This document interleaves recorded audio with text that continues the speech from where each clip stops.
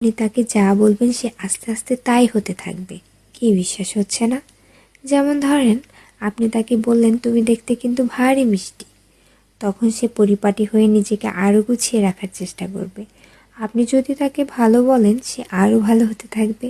আপনি যদি বলেন তোমার মনের মধ্যে অনেক মায়া, ভালোর জন্য তুমি নিমিষে যে কোনো কিছু কুরবানি দিতে পারো, তখন সে সেটা রপ্ত করতে শুরু করবে।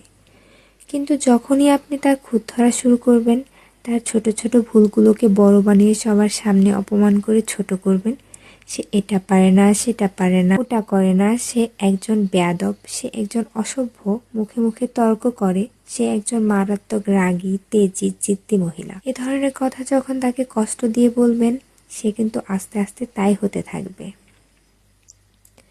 কারণ সে ইতোমধ্যেই জেনে গেছে যে আমার আর ভালো কিছু প্রকাশ করার মতো কিচ্ছু নেই।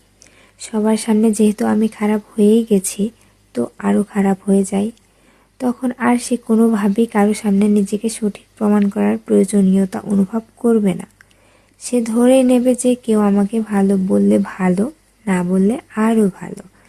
কে বুঝলো কে বুঝলো না এটা নিয়ে আর মাথাই ঘামাবে না। এটুকু তার ঠিকই বোধগম্য হয়ে যাবে যে আমি সবাইকে সম্মান দেখিয়ে লাইনের পেছনে দাঁড়াই অথবা সামনে, সব অবস্থাতেই আমি খারাপ।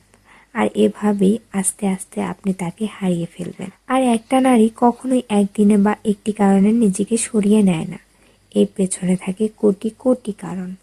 এজন্যই কথায় আছে না, কথাতেই জয় আবার কথাতেই ক্ষয়।